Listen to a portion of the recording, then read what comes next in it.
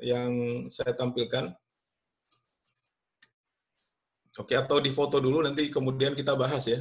Jadi ada 3 materi yang akan kita bincangkan di pertemuan malam ini. Yang pertama itu tentang sejauh mana peran silabus dan RPP itu. Kalau teman-teman yang di praktisinya mungkin tidak terlalu menggubris ini, muatan silabus dan RPP, toh yang di dalam itu adalah hasil modifikasi, hasil kreasi, dan lain sebagainya. Tetapi ini menjadi penting ketika silabus dan RPP ini menjadi tagihan dalam standar proses sebuah LKP.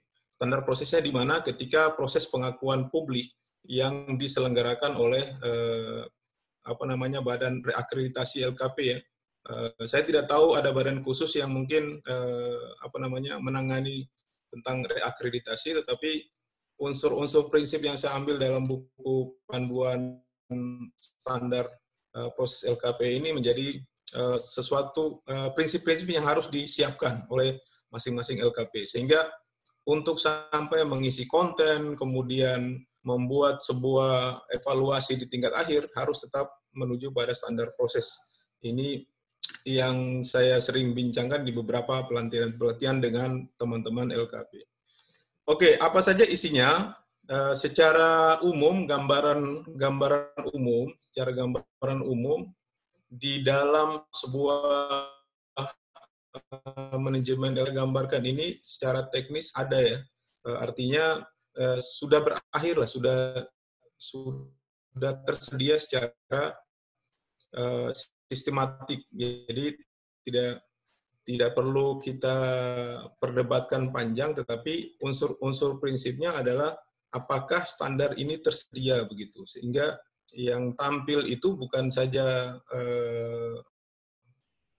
sekonyong-konyong datang dikasih sebuah poin-poin penting kemudian dikerjakan, tahapan tahapan-tahapannya tidak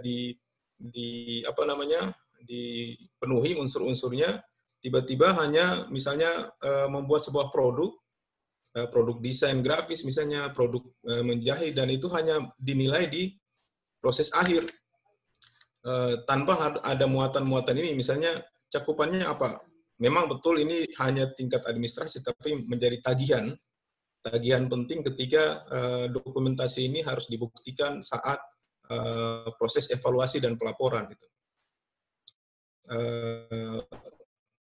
Kebanyakan teman-teman yang sering saya diskusi adalah hanya memenuhi prinsip administrasi, bahwa apakah unsur-unsur ini tersedia. Ketika dicek, iya tersedia. Apakah unsur-unsur materi pembelajaran, kemudian handout, bahan ajar digital, cetak, kalau hanya tersedia, mungkin secara reakreditasi, secara pengakuan publik sudah selesai, tetapi paling tidak konsumen atau peserta yang mengikuti dan kita bimbing dalam lembaga ini juga harus tahu, saya belajar panduannya apakah sudah sesuai standar atau hanya memenuhi unsur produk jadi, misalnya. Yang penting jadi gitu misalnya. Karena memang betul di era digital kita tidak saja memenuhi prinsip bahwa ini sesuai dengan standar kurikulum saja, tetapi penerimaan publik atas hasil karya kita di luar sana lebih terbuka lebar gitu. Bukan saja memenuhi prinsip administrasi yang ditetapkan oleh Kemendikbud. Ini beberapa tagline yang saya buat ini sebenarnya hanya prinsip lompatan-lompatan yang kira-kira kita perlu siapkan. Misalnya ada tulisan April 2000 ini adalah sebuah momentum persiapan sebenarnya yang saya simulasikan dalam beberapa tahapan-tahapan. Oke, sejatinya sebuah prinsip LKP itu harus memenuhi unsur silabusnya. Kemudian apa itu silabus? Silabus itu berisi tentang beberapa jenis program sesuai dengan SK pendirian LKP, kemudian elemen-elemen kompetensi yang akan menjadi training, kemudian materi ajar, sumber belajar, hingga kepada metode dan media pembelajaran ya. Hari ini mungkin media agak berubah secara inovasi, yaitu penyediaan konten digital, tetapi tidak sebatas silabus sebenarnya. Ini kita samakan persepsi. Saya pikir Bapak Ibu sudah sangat sangat menguasai yang seperti ini, tetapi mari kita bincangkan bagaimana apa namanya, cakupan ketersediaannya begitu. Apakah harus sampai menyediakan sedetail ini? Kalau ditanya ke saya sebagai orang akademik juga ya saya bilang harus tetap tersedia meskipun nanti ada kreasi-kreasi tertentu dalam hal penerapannya. Misalnya unit kompetensi dari apa namanya, badan kursus Bapak Ibu. Apakah bahan ajar ini yang disediakan berupa cetak atau apa namanya, modul digital itu menjadi pilihan, tidak harus memenuhi unsur standar, karena ketika reakreditasi juga saya tahu bahwa tidak harus menyediakan bahan materi cetak ya. Di beberapa asesor-asesor itu bolehlah memilih misalnya bahan ajarnya tidak harus video, tapi misalnya CD, flash disk, bahan ajar, bahan-bahan digital itu menjadi pilihan tersendiri. Jadi tidak seperti beberapa tahun yang lalu kita harus menyiapkan apa namanya, berkas-berkas ini berupa cetak kertas dan lain sebagainya. Tapi sekarang sudah menjadi pilihan, misalnya cukup misalnya asesor sebelum dinilai dia harus apa namanya, berkonsultasi, kita harus berkoresponden dengan mengirim beberapa data digital. Misalnya ini tentu sesuai dengan keinginan dan kebutuhan dari asesor saja. Ini yang menjadi bahan diskusi kita, di mana letak kesiapan buat KP, lembaga kursus pelatihan, yaitu merubah prinsip dasar awal dari dulu cetak ke teknologi yang sekarang, yaitu digital, bahwa tidak ada lagi misalnya, bukan tidak ada ya, minimalisir mungkin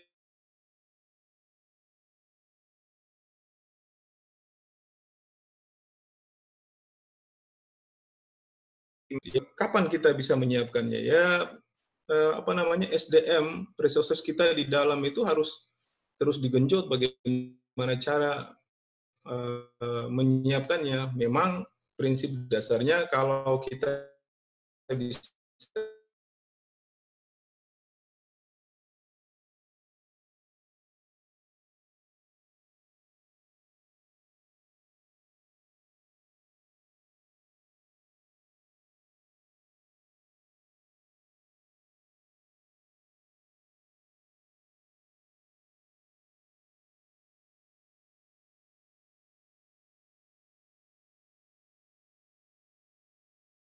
menyiapkan setumpuk dokumen yang fisik begitu. Padahal zamannya berubah, tinggal kita samakan persepsi bahwa ketersediaan konten digital itu sebuah pilihan alternatif ketika hanya di saat itu kita mengandalkan bahan cetak kertas.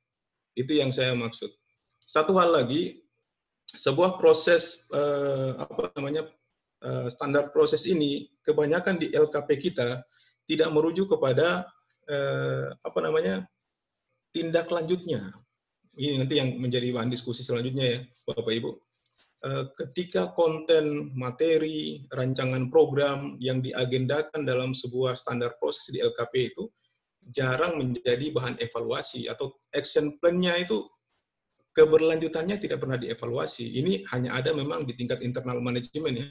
Tetapi paling tidak beberapa teman-teman yang sangat konsen di bidang ini harusnya juga memberikan masukan kepada pihak manajemen.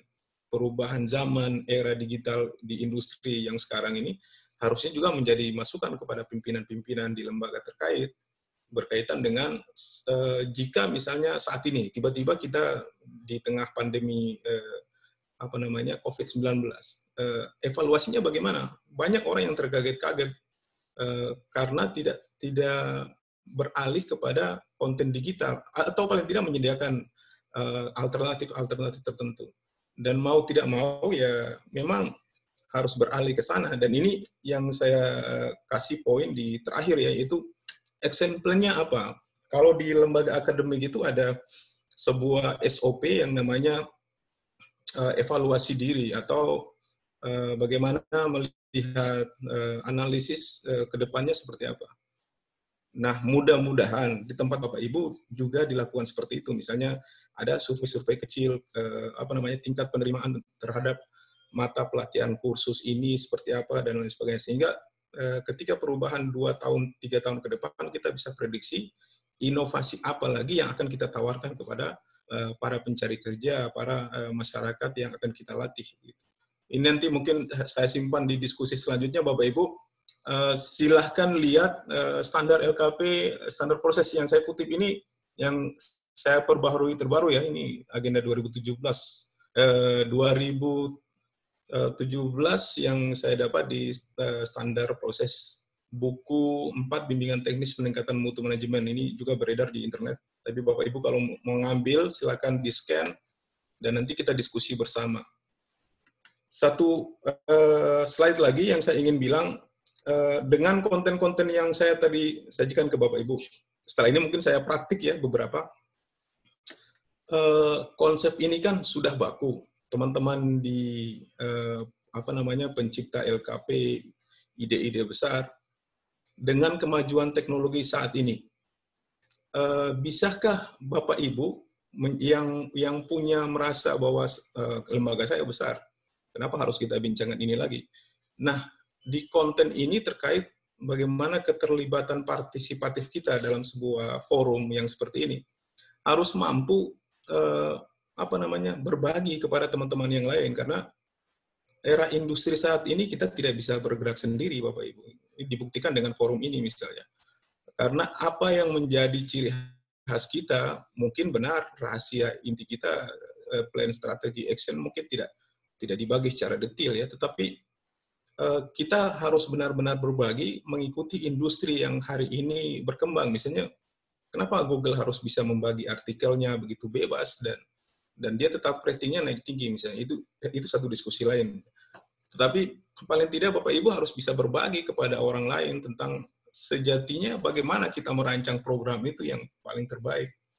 Meskipun rancangan program, silabus dan lain sebagainya tidak menjadi satu ukuran penentu kualitas dari produk yang kita jual, jasa kepada peserta pelatihan kita ya. Tetapi paling tidak yang review silabus ini seperti apa yang pernah selama ini diterapkan. Itu yang akan juga menjadi tagihan tersendiri. Kalau di sistem workshop sebenarnya ini menjadi tagihan saya, tapi karena ini sistemnya seminar, mungkin beberapa konten praktis ini saya akan praktiskan beberapa. Tapi kalau dalam workshop sebenarnya ini menjadi tagihan. Misalnya begini, di antara Bapak Ibu ada yang lembaga-lembaga besar yang hadir, wah kita tidak lagi bahas seperti itu Pak. Itu sudah menjadi konten yang pakem, jadi tidak usah diutak-atik. Yang penting kreativitasnya oke. Tetapi yang kami minta itu, kalau memang lembaga Ibu bisa menerima uji publik dari tempat lain, harusnya Ibu bisa menunjukkan atau Bapak bisa menunjukkan konten yang bagus itu yang mana ke kita. Sehingga orang lain juga mereview, jangan-jangan kita merasa besar sendiri. Kalau yang paling merasa dan pokoknya ya memang pokoknya, tapi tidak menjadi bagian integral dari sebuah komunitas LKP yang besar misalnya.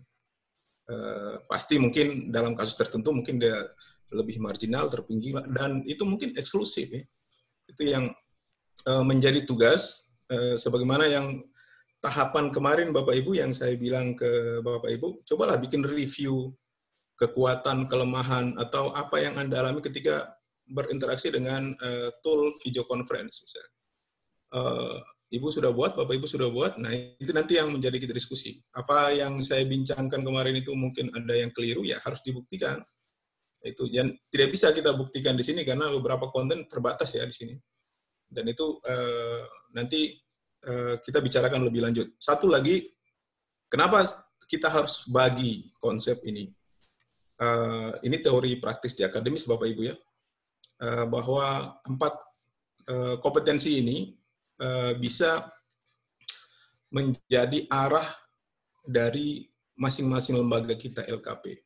Saya selain di praktisi, mungkin akademisi juga ya, yang selalu mengkampanyekan ini bahwa kita tidak hanya butuh kecerdasan untuk berkomunikasi, keterampilan untuk membuat sebuah konten kreatif, tapi intinya itu berkolaborasi. Jadi tidak penting sebenarnya konten yang kita jual sebagus apapun, tapi tidak diterima dalam sebuah komunitas, itu bagian dari eksklusif yang berlebihan begitu. Yang kita inginkan adalah konten kreatif di era digital juga kita tetap harus berkolaborasi untuk mendapat pengakuan publik. Dan disinilah kita mungkin menerima keragaman itu. Ada yang punya sesama LKP, mungkin mereknya sama, tapi konten kreatifnya mungkin berbeda. Dan itu sebenarnya butuh kolaborasi. Dan ini sebenarnya saya tidak harus bilang lagi ke Bapak Ibu, tapi memang ini diskusi-diskusi seperti ini akan membuka ruang baru bahwa sangat memungkinkan sekali untuk berkolaborasi bersama. Itu yang ingin saya sampaikan kepada Bapak Ibu, kompetensi di abad 21 yang memungkinkan kita untuk tidak saja skillnya komunikasi bagus, kecakapan kontennya bagus, kreatif, tetapi harus bisa berkolaborasi. Nah ini untuk menyiapkan ini apa? Kita tentu harus punya 4, ini pilihan saya. Tentu beberapa teori menyajikan banyak hal, tapi saya ingin beberapa pengalaman ketika mengelola kelas digital kecil. Jadi kita tidak masuk dulu, misalnya di teman-teman yang industri jasa LKP cukup besar ya. Untuk mengelola dan menyiapkan konten unik ini, kita harus punya konten digital ya. Kita harus punya jualan yang unik ya. Kenapa sini warnanya juga beda? Saya bilang unik ini adalah mendesain sebuah kelas digital. Tidak perlu mewah-mewah, misalnya menjual konten yang LMS, Learning Management System yang besar. Kita bahkan sebenarnya bisa dimulai dengan grup diskusi kecil. Telegram, WhatsApp, lain-lainnya ya, itu sudah sangat bisa. Tidak harus misalnya ada beberapa orang berdiskusi harus menyiapkan website yang besar, sementara kebutuhannya tidak pada websitenya, kecuali misalnya dia menjual produk tertentu di website, baru menyiapkan website misalnya. Tapi kalau hanya untuk bagaimana mengelola kursus menjahit misalnya, ya di orang yang hari ini berinteraksi itu sudah cukup. Tinggal misalnya pakai bot Telegram sehingga dia auto respon, sehingga kita tidak mengontrol 24 jam. Bagaimana cara mengaktifkannya? Cukup banyak ya sebenarnya tutorial di internet bagaimana membuat sebuah bot Telegram, kemudian WhatsApp bisnis auto respon. Sama juga seperti di email juga. Nanti mungkin ada kesempatan terakhir kita akan bahas ini. Satu hal yang kita sering abaikan yaitu CS ya, customer service-nya. Kita kebanyakan berinteraksi dalam grup Telegram atau WA itu jarang direspon ke diskusi yang lebih fokus, karena kebanyakan kalau sudah kita lolos itu sudah banyak selamat ulang tahun, jempol, kemudian terakhir innalillahi wa inna ilaihi raji'un saja. Jadi itu yang saya bilang, tidak ada pengendalian grup atau grup diskusi kita di kelas-kelas unik kita itu.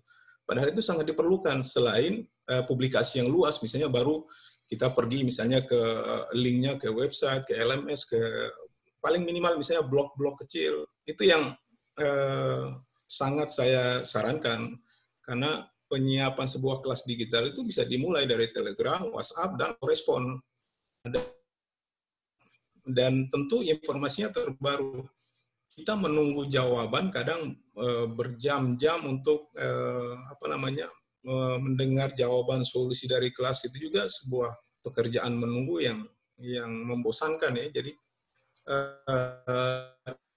ini yang saya Bapak Ibu yang memulai, tentu saya beranggapan bahwa yang ada di kelas ini adalah teman-teman yang baru akan beralih dari kelas analog ke kelas digital. Selama ini sudah menggunakan konten-konten ini, tetapi sudah banyak digunakan. Tetapi ketika berinteraksi dan betul-betul menyiapkan sebuah kelas digital mini, itu tidak pernah melakukan hal-hal yang seperti ini. Itu kenapa saya harus teman-teman. Jadi bukan berarti bahwa wah ini pembicaraan kita mungkin standar ya. benar-benar standar, tapi kalau tidak ada layanannya, customer service-nya, kemudian auto respon, karena kita juga mungkin tidak akan memantau 24 jam untuk kelas, kecuali kita punya sebuah sistem yang auto respon dan lain sebagainya ya, di beberapa yang cukup besar. Mungkin saya tidak akan sebut merek ya, karena nanti banyak yang cemburu. Satu hal yang ingin dikuatkan, yaitu sebagaimana kita menggenggam gadget kita, pekerjaan ketika itu bisa dialihkan sebuah unit seperti HP, laptop, komputer, kita bisa mengendalikan semua. Meskipun sebenarnya ada ungkapan bahwa jangan pakai manajemen tukang bakso. Minta maaf ini ke teman-teman industri kuliner bakso ya. Karena yang ada beberapa respon negatif, misalnya kalau bakso itu masak sendiri, terima uang sendiri, diatur keuangannya sendiri, akhirnya sakit sendiri. Tapi yang diinginkan di industri digital adalah kita mengendalikan satu prinsip terkomputerisasi. Jadi dari sisinya, kemudian cetak, semuanya. Ini istilah lain yang saya bilang administrasi dalam satu klik gitu, atau MOS. Tetapi ini sebuah gambaran, saya ingin gambarkan bahwa administrasi LKP itu sebenarnya kita bisa kendalikan dengan mudah dengan administrasi ya, bukan orang ya. Administrasi satu klik, sehingga tidak harus berpindah-pindah ke perangkat lain, software lain dan lain sebagainya. Nah, ini yang nanti kita pelajari. Apa alternatifnya? Ada tawaran-tawaran Pak. Nanti di akhir saya tawarkan ke Bapak Ibu apa yang harus nanti kita perbuat. Tentunya kalau kita bisa lihat manfaat saya harus tampilkan, meskipun sebenarnya manfaat ini Bapak Ibu sudah menjadi target utama di dalam sebuah LKP ya. Tentunya untuk efisiensi, efektivitas, budgeting, dan lain sebagainya. Tetapi secara sederhana misalnya, nah ini, pernahkah Bapak Ibu menggunakan hal-hal yang sangat sederhana seperti, kalau teman-teman semalam ada beberapa yang menyarankan sebuah LMS, portal berbasis open source, dan lain sebagainya. Mungkin, minta maaf Bapak Ibu yang sudah memulai ke arah sana, ini sebuah alternatif yang paling sederhana, dan ini teman-teman yang sudah proof itu sudah melewati tahapan ini. Tapi saya ingin bilang bahwa konten sesederhana Google Form sangat bermanfaat. Jadi sehingga hanya dengan Google Form saja kita sebenarnya bisa menyamai fungsi sebuah elemen. Terakhir saya demokan ada beberapa video yang menuntun Bapak Ibu yang nanti bisa dibandingkan dengan pengalaman Bapak Ibu yang nanti saya kirimkan di link grup ketika nanti kita diskusi. Kita mulai dari mana dan bikin konten yang seperti apa dengan ini. Misalnya begini, saya simulasikan saja. Saya simulasikan ke Bapak Ibu bahwa contoh seperti ini. Oke, Pak Admin, ya. Masih mendengar saya? Masih Pak. Oke, Bapak Ibu coba saya ingin terlibat sedikit biar saya tidak monoton gitu ya. Bapak Ibu punya tidak aplikasi scan QR code? Punya ya? Bisa open mode Pak, unmute Pak.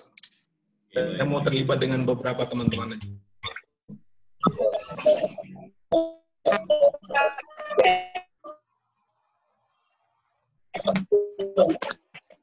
Gimana nih? Ada Pak, saya ada. Ayo.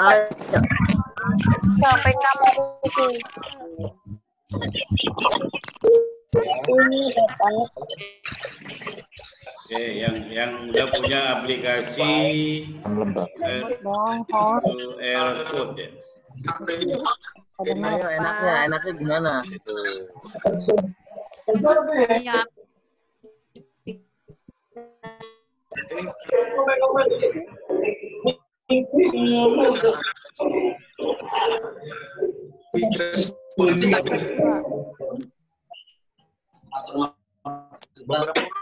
mungkin punya. Saya yang belum bisa punya, membuka, Pak. ya silakan di scan. Oh, silakan yang punya HP. Dan Bapak Ibu tidak hanya menonton saya begitu.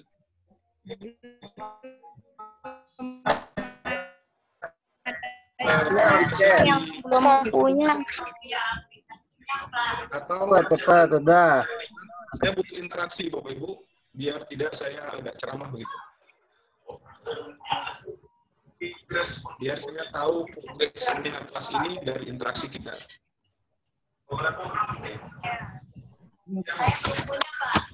Ada di Play Store, Bapak Ibu ke Play Store, App Store, dan silakan download kita respon untuk men-scan QR itu.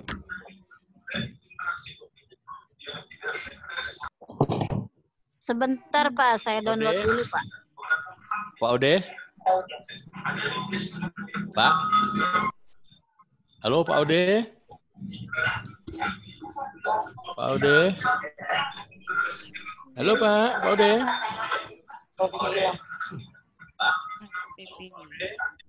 Kak, downloadin ini Kak, HTTP. Halo Pak, saya kayaknya udah download nih Pak. Udah scan. Mohon dicek. Halo Pak Ode.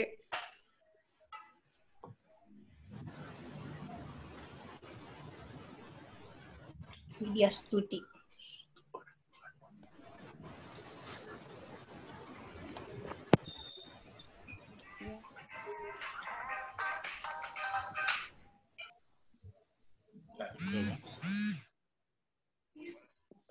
Ya itu. Audi, Pak di unmute. Semuanya udah ya. Dalam lindungan Tuhan yang Maha Kuasa dan menjaga kesehatan. Sudah keluarga semuanya kita. ya Bapak Ibu ya. Terus gimana ini? Lanjut Pak Odi. Bapak Ode. Sebentar, Pak. Sebentar, Pak. Ya. Semoga Bapak Odi. semuanya ya selalu dalam lindungan Tuhan yang Maha Kuasa dan jaga selalu Sehat, Pak Odi. Keren. sehat. Ya, saya menunggu Bapak Ibu biar kita lebih Udah, tenang. oke. Iya, sebentar, Pak. Saya Silakan Pak Ode. Teman-teman sudah meng-copy paste-nya di dalam chat ya. Matikan satu-satu ya.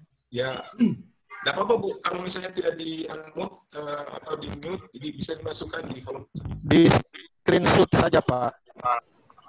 Teman-teman di screenshot saja. Oke, Iya, Pak Ode. bisa beberapa teman 3-4 biar saya bisa mengukur seberapa jauh respon Bapak Ibu. Ya, Ya benar Ki, Ibu. Ki. Ki, Beberapa ini teman-teman gimana sih, Ki? Iya, Pak. Punya, Pak. Ibu dari Pak Eko dari Kalteng, kemudian Semoga Tuhan itu ya Pak ya. semoga Bapak Ibu selalu dalam lindungan Tuhan yang Maha Esa Pak. Oh iya, benar itu doa saya Pak. Pak Ode, setelah screenshot diapain, Pak? Itu bukan screenshot Bapak Ibu, ada aplikasi di App Store, di Play Store. Silakan download. Saya sudah bisa Pak Ode. Scanner. Isinya ucapan selamat Bapak Ibu selalu dalam lindungan Nama Esa. Iya, Nama aplikasinya apa ya Pak ya? Nama aplikasinya Pak? Halo. Kakak. Kalau pakai HP gimana Pak? Cara Nama aplikasinya. Membaca QR code. namanya QR Scanner. Google.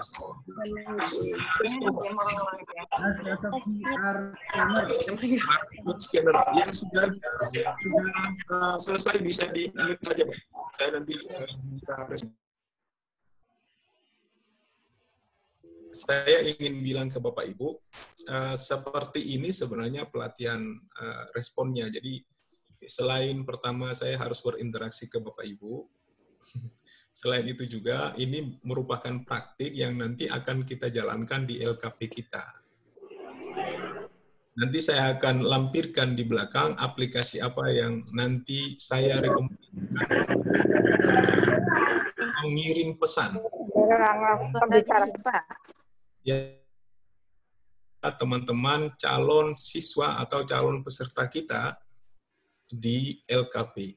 Kan beberapa teman-teman ini akan datang mendaftar ke kita dengan beberapa hasil campaign kita, kampanye-kampanye kita, sosialisasi kita, dan datang mungkin tidak akan ketemu dengan kita langsung, tetapi kita akan gunakan beberapa teknologi respon cepat ini, QR code, quick respon ya. QR itu key-nya itu quick, R itu respon cepat untuk bisa berinteraksi dengan kita lebih cepat. Kalau mungkin Bapak Ibu pernah mungkin ke toko-toko modern ya, OVO, kemudian Indomaret, Alfamart. Aplikasi apa tadi? Sekarang udah. Permindai. Dan ini kita modifikasi. Kenapa kita tidak ambil dalam mode pembelajaran ya? Beberapa teman-teman yang bergerak di bidang jasa, desain, kemudian industri kreatif sudah juga menggunakan namanya barcode atau QR code ini. Sehingga ini juga sebenarnya kita bisa manfaatkan untuk merekrut peserta-peserta kita yang baru. Saya akan mengenalkan ke teman-teman Bapak Ibu bagaimana bisa membuat QR code seperti ini. Gitu.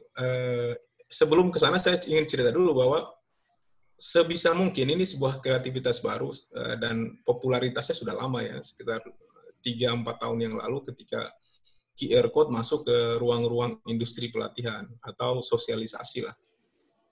Awalnya kita mungkin mengenal dengan barcode ya, yang berjejeran itu kalau lihat di beberapa produk itu kan ada. Nah, sebuah pelatihan atau sosialisasi lembaga. Kalau yang teman-teman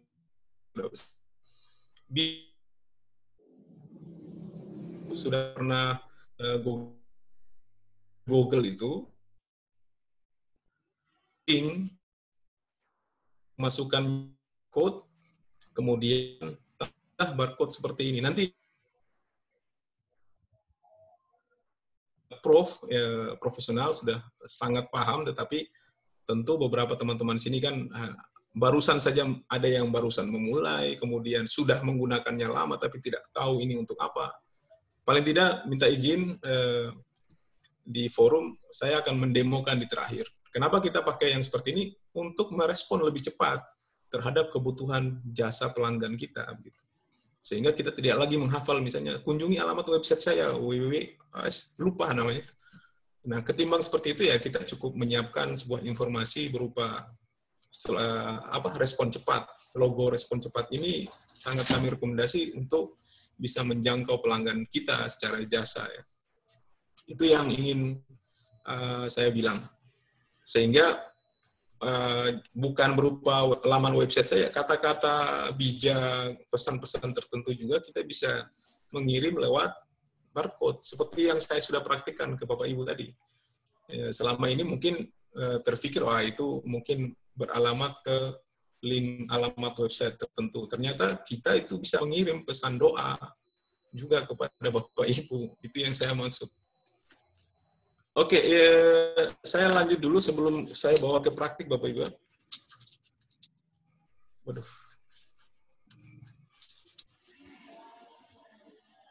Ini macet. Sebentar. Oke. Halo. Ya, Pak Udi. Sebentar.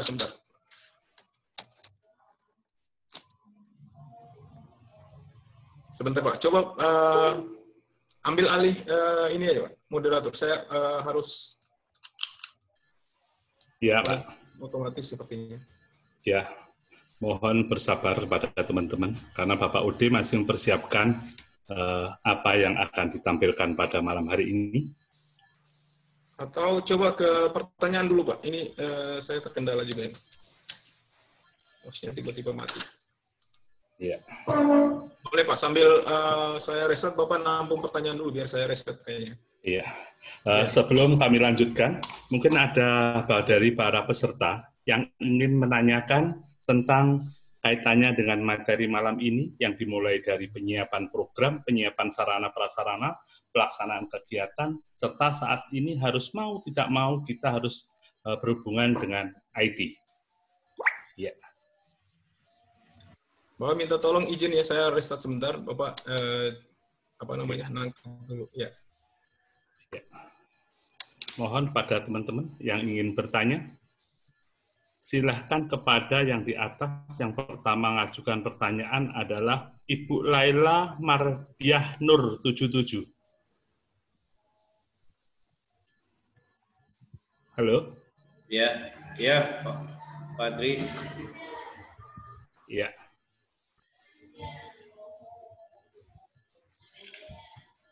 Ya. Mohon dihubungkan dengan Siapa? Laila Dinatur.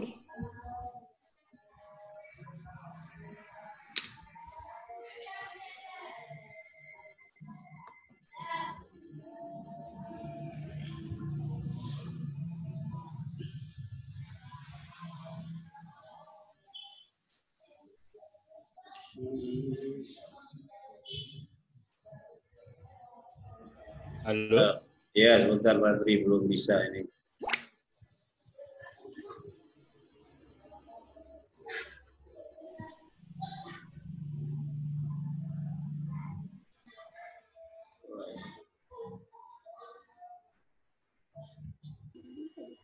Bu Laila bisa unmute sendiri, coba lakukan sendiri Bu Laila.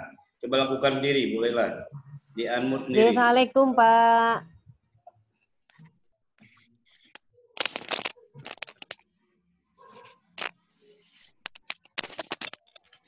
Halo?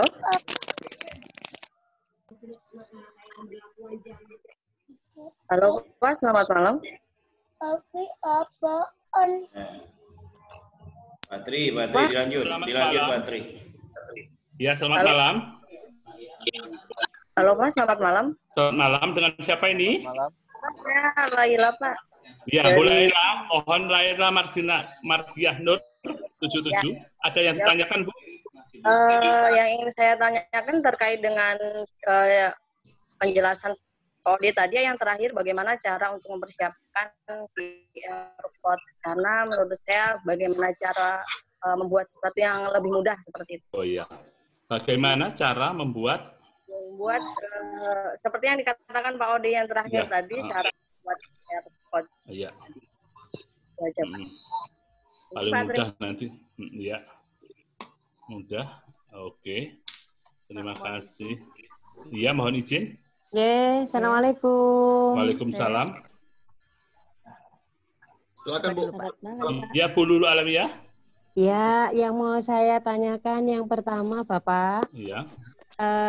Ada tadi buku 4 itu kan sehubungan dengan di LPK kan, LKP kan tentang akreditasi ya Pak ya. Yeah. Karena ini kan menggunakan untuk IT, tentunya tadi sudah tidak usah cetak-mencetak ya, bahkan setumpuk bukti fisik yang harus disiapkan kalau dulu.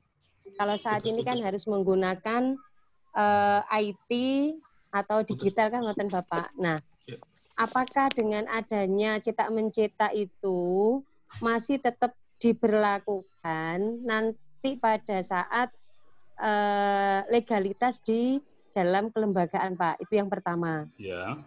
Kemudian yang kedua, kami pernah melaksanakan kegiatan barcode ya sesuai dengan QR code itu ternyata memang lebih mudah Pak.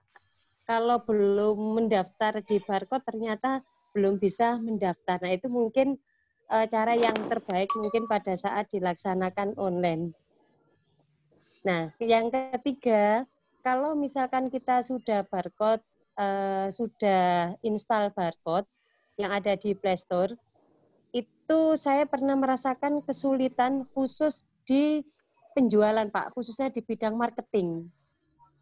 Ini sebaiknya bagaimana gitu Pak? Karena kan kita sistemnya kan sekarang online, daftar apapun sekarang sudah tidak offline melainkan online. Apalagi pandemi ini dengan adanya menunjukkan barcode, ini apakah cara yang terbaik untuk di sistem administrasi dalam satu klik nanti itu Pak? Mungkin itu dulu, Pak. Terima kasih. Assalamualaikum. Waalaikumsalam. Terima kasih Ibu Alawiyah. Langsung Pak Ode. Ya, ini soal yang pertama memang yang masih lewati beberapa menit. Iya, yang pertama adalah cara membuat barcode yang dari Alawiyah adalah kesulitan ada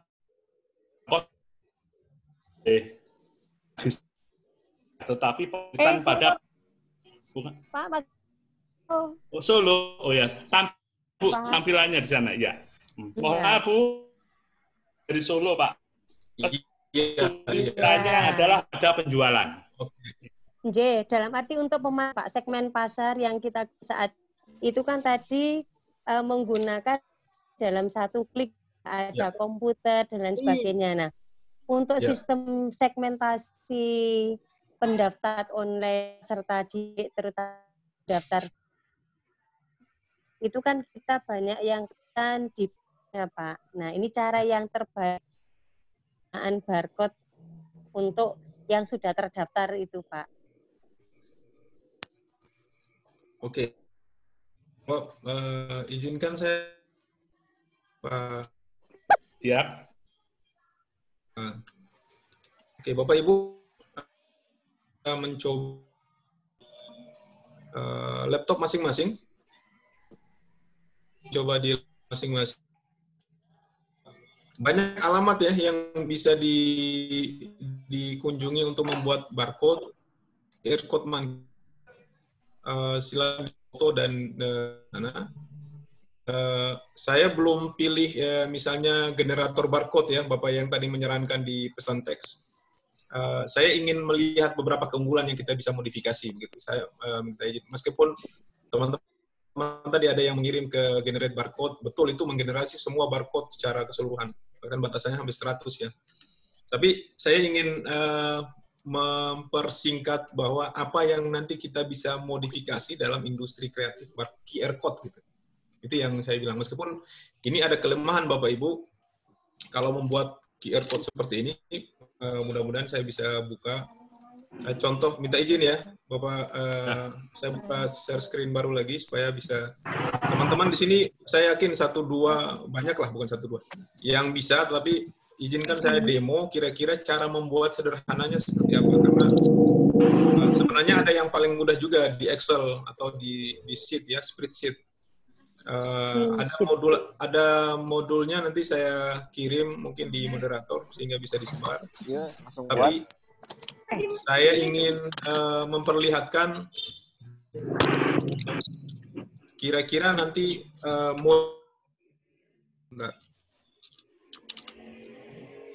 Bapak Ibu silakan praktikkan di situ. Ini alamatnya QR Code Monkey yang bisa dibuat atau sebentar saya kecilkan ini biar kita bisa lebih konsen ya. Ini alamatnya. Nanti saya kasih tahu juga kelemahan keunggulan kenapa saya bukan bagian dari website situs ini ya. Jadi bukan harus yang ini, ada nanti kita diskusi dan saya kasih beberapa pilihan-pilihan alternatif lain. Salah satunya tadi sudah di pesan teks oleh salah seorang teman dan itu gratis ya. Akun ini tentunya saya jelaskan di sini Bapak Ibu, akun ini berbayar. QR Code Monkey ini ada masa kadaluarsanya.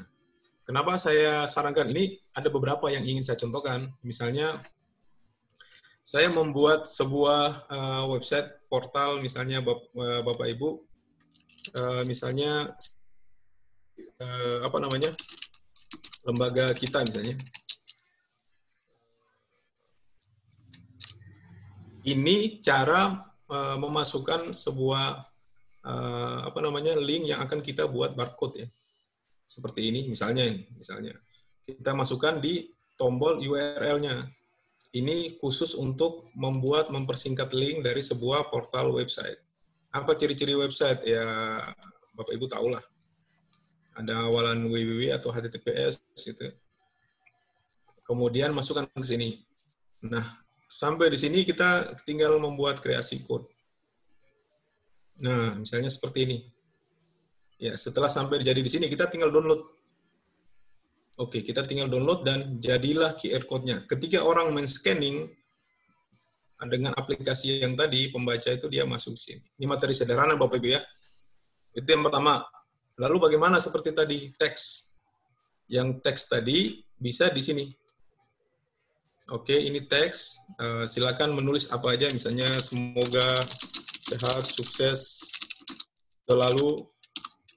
Kemudian teks ini kita buat QR code, tentunya di sini. Kita kreasi lagi QR code baru, kemudian kita download. Oke, kita download dan jadi ini ya, kalau di link download nih sudah jadi. Link download tentu dia QR code-nya mewakili tulisan ya, teks.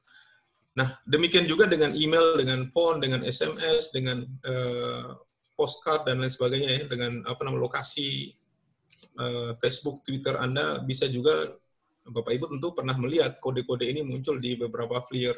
Dan maaf, hari Pak ini, Ode, ya, nggak kelihatan nih banyak kawan-kawan di chat, nggak kelihatan ya.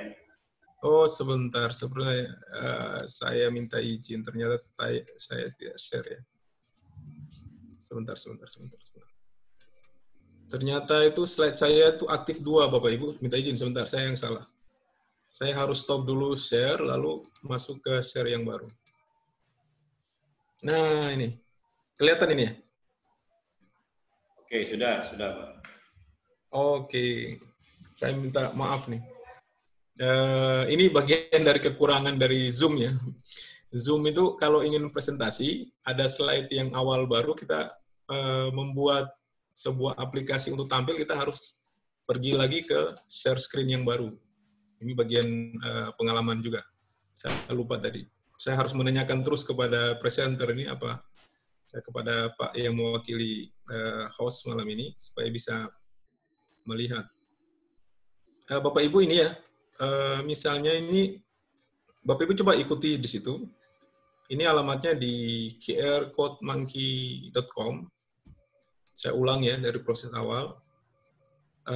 Sebenarnya banyak cara atau banyak alamat website penyedia QR code yang free, yang gratis. Terutama satu alamat tadi yang sudah disampaikan salah satu teman tadi di kolom chat. Coba lihat Ibu di kolom teks, itu salah satu yang penyedia gratis dan bisa menyekan sampai dengan 100 ya batasannya. Per 100 kali scan nama. Tapi ingin saya tampilkan Bapak Ibu bahwa ada perbedaan. Ya. Kelihatan ya Bapak Ibu ya. Ini untuk masukkan nama alamat sebuah URL untuk mempersingkat. Ibu tadi kan bertanya bagaimana cara membuat barcode. Kenapa saya pilih nama Monkey ini lebih mudah diingat gitu. Kalau ingin tanya di mana alamatnya, pokoknya kode Monkey gitu. Kalau sudah sini kita create, kita bikin. Nah, tampilannya ini sudah jadi. Nanti Bapak Ibu bisa scan, ambilnya lewat apa? Download.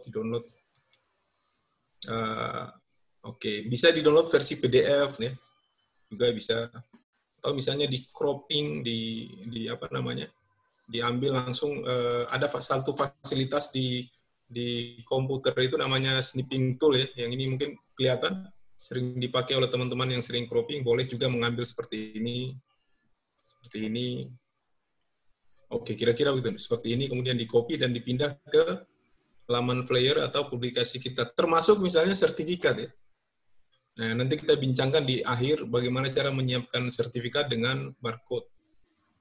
Bagaimana menyiapkan banking datanya, kemudian menyiapkan sertifikat dengan menggunakan barcode. Kalau itu di industri pelatihan.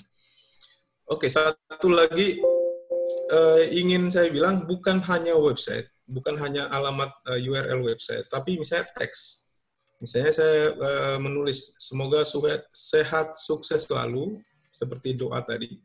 Ya, kita bisa membuat QR code yang sama di sini. Oke, ini dia. Bapak Ibu coba bisa scan, kalau sempat menyekan, akan muncul sesuai dengan teks ini.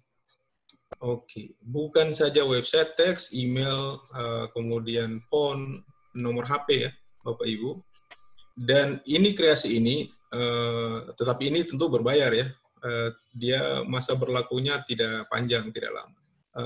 Potensi untuk berkreasinya ada di sini. Misalnya kita bisa masukkan logo, misalnya ini alamat YouTube kita, misalnya kita pakai logo ini, upload image, atau bisa mengambil dari tempat kita di komputer ya, untuk bisa masuk di dalam sini, di dalam seperti ini. Bisa dilihat ya perubahannya ya. Oke, itu yang saya bilang bahwa kita bisa mengkreasi beberapa kreasi, tapi ini tentu pengembangan dari QR Code. Makanya kenapa saya memilih contoh di QR Code Monkey ya, yang kita bisa mengkreasikan tanpa harus misalnya kita lihat rata-rata QR Code kita hitam atau warnanya monoton dan lain sebagainya. Oke, Ya, itu yang ingin saya jelaskan ke Bapak Ibu. Pertanyaannya berikutnya tadi, apakah mungkin dalam sistem penjualan kita menggunakan QR Code? Sangat mungkin sekali, Bu. Tergantung produk apa yang kita jual. Saya tidak banyak berkecimpung di dunia usaha, tetapi paling tidak apa yang akan kita sosialisasikan biar orang mudah menghafal ya, memajang QR Code ini di berbagai publikasi-publikasi yang kira-kira mereka hanya memegang HP scanner QR Code, dia langsung bisa membaca. Buktinya saja misalnya, mungkin minta maaf saya sebut perusahaan ya, misalnya Indomaret, Alfamart, dia menyebar beberapa brosur-brosur produk unggulan itu dengan pasti ada QR Code-nya di paling bawah supaya memudahkan konsumen untuk bisa konsumen untuk bisa mengakses produk-produk mereka yang baru. Nah, tapi tentunya misalnya bagaimana cara nanti dia akan ditempel di sebuah label penjualan unit barang. Itu lain lagi nanti, mungkin dalam sistem penjualan tertentu di aplikasi misalnya, ada beberapa aplikasi kasir itu yang sudah terintegrasi. Tetapi yang saya bilang, kita khusus di publikasi pelatihan ya, itu yang ingin saya bilang. Itu Pak, ada yang mungkin belum saya jawab, nanti ingatkan saya lagi. Oke Pak, iya. Ya. Dilanjutkan tanya jawab Pak? Atau saya mungkin bertanya ke Bapak dulu. Tadi ada yang saya lewati tentang pembuatan QR Code dan bagaimana pemanfaatannya di bidang marketing atau produk tadi. Iya. Yang belum ini di bidang penjualan di LKP, promosi di bidang LKP. Oh iya, promosi disesuaikan di bidang oleh dari Solo. Oke, Bapak yang dari Solo di Ibu. bidang ya, LKP itu begini prosesnya, prosedurnya. Teman-teman mungkin pasti tahu alur-alurnya. Ketika kita membuka sebuah jasa kursus, itu sudah dipajang di flyer sehingga sampai mereka bisa menuntun mereka. Ini apa Pak ini? Saya approve ya. Sebentar. Masih tampil ya. Kita bisa menuntunnya misalnya lokasi kita itu di mana, tinggal mereka scanning aja. Ini lokasi untuk misalnya kita di jalan apa, kemudian kita generate QR code masuk ke sini. Itu yang pertama ya, lokasi, kemudian tempat, kemudian pilihan-pilihan kursus. Kemudian mereka datang ke tempat kita. Di depan pintu pagar itu kita sudah taruh barcode yang besar atau sebuah X banner ya di tempat. Kalau mau daftar ya di sini, dia diklik, linknya akan terhubung ke Google Form, linknya akan terhubung ke formulir Google misalnya. Di Google Form itu disediakan uploader untuk bukti pembayaran atau registrasi pembayaran. Kemudian setelah dia menutup Google Form itu ada mengarah kepada grup diskusi WhatsApp atau Telegram. Sebisa mungkin setelah ini kita praktikkan alurnya, Bapak ya. Setelah itu di situ dia bisa mengkonfirmasi bahwa saya sudah mendaftar dan saya sudah kirim bukti transfernya lewat upload Google Form. Kemudian tinggal di tindak lanjuti, tinggal di follow up. Seperti apa begitu. Itu kalau di alur alur pelatihan ya, yang sangat mungkin kita menggunakannya dalam sistem perekrutan jasa bidang LKP. Tentu ini teman-teman sudah bergerak lama di bidang ini, beberapa teman-teman. Yang ingin saya tayangkan, yang tadi sederhana itu gini. Banyak yang menganggap misalnya Google Form itu sebuah hal yang remeh begitu, atau mungkin terlalu sederhana begitu. Dia harus membeli sebuah learning management system di pihak ketiga yang cukup mahal untuk bisa mempublikasi jasanya, kemudian ada orang daftar ke situ, kemudian masuk terintegrasi, kemudian memilah dan memilih konten yang ada dalam LMS, memilih pengajar-pengajar konten dan sebagainya. Itu terlalu, kalau pakai Google Form juga bisa melakukan hal yang sama. Tinggal adminnya atau Bapak Ibu secara mandiri bisa melatih bagaimana cara membuka form Google atau membuat sederhana Google Form. Nah, nanti saya kirim Bapak Ibu di bagian akhir ini sebuah video tutorial yang saya buat sederhana kecil 5 menit lah untuk panduan kalau Bapak Ibu belum terbiasa dengan Google Form. Tapi saya yakin teman-teman ini kan rata-rata bisa. Tapi di antara itu kan ada juga yang belum terlalu bisa. Jadi yang ingin saya bagi, bagaimana cara membuat sebuah formulir pendaftaran peserta baru. Kemudian kita hubungkan dengan barcode, QR code.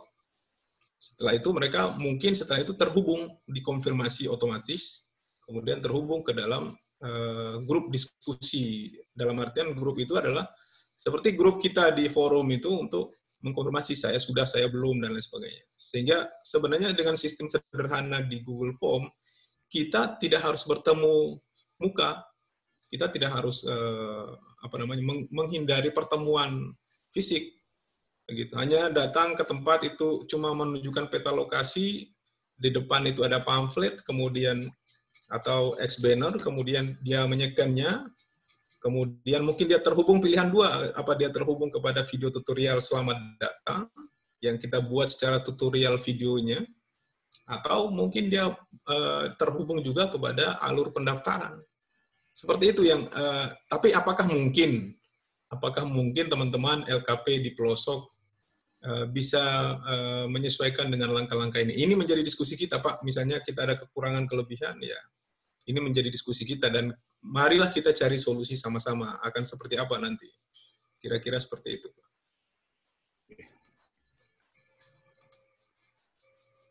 Oke, Pak. Oke, Pak Ode. Saya minta respon. Ya. Adakah teman-teman yang ingin merespon apa yang disampaikan oleh Pak Ode? Halo? Bu Wijastuti mungkin, silakan.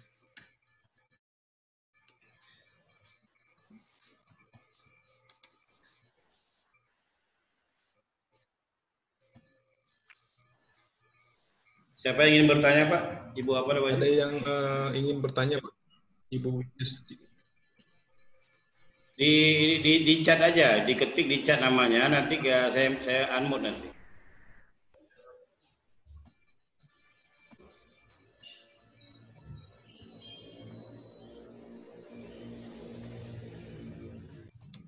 Oke, boleh kalau misalnya kesulitan boleh bertanya di chat ya, di kolom chat, biar Pak Tri Haryanta bisa juga membantu membacakan. Iya. Nah, sebentar Pak ya.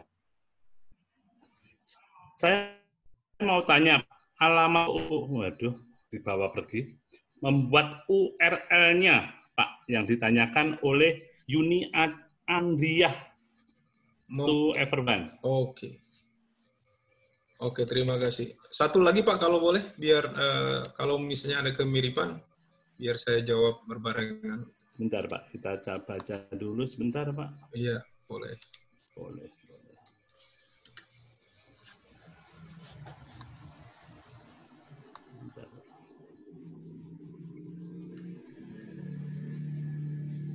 Nah, untuk QR code itu berlaku maksimal sampai berapa lama, Pak? Putus-putus, Pak. Masa berlaku QR code barcode tadi, Pak, yang ditanyakan oleh LKP Mandiri, Bapak Sopian, to Everone. Dengar kami, Pak? Putus-putus, Pak, itu. Putus-putus. Iya, yang ditanyakan oleh Bapak Sofian, ya. Masa berlaku QR code tadi, Pak. Ya, oke. Terima kasih. Saya jawab dulu ya, teman-teman. Ini sekalian saya share, ingatkan. Tadi ada yang bertanya, di manakah untuk menaruh alamat URL-nya? Ini bagian URL. Oke. Ini. Kemudian memasukkannya di sini. Oke. Alamatnya apa? Ini silakan dicatat saja. Sebenarnya cukup mudah Bapak Ibu hari ini mendapatkan bagaimana cara membuat QR code. Bapak Ibu tinggal bertanya saja di Google sebenarnya. Sangat mudah. Tapi ya kalau misalnya mau gunakan yang saya rekomendasiin juga boleh. Di foto saja, kemudian nanti setelah ini dicari di Google ya, di searching Google seperti ini. Tetapi ada juga alamat yang lain, misalnya generate barcode. Itu tadi di beberapa teman merekomendasikan di laman. Tetapi kita harus teknis ya, secara teknis harus masukkan dulu ke ada kode tertentu yang harus kita save dan kita masukkan ke rumusan Excel ya, spreadsheet ya. Makanya saya lebih memudahkan saja, untuk mengarahkan Bapak Ibu cara membuat dan menampilkan QR code. Masa berlaku di QR code Monkey ini sekitar 6 bulan.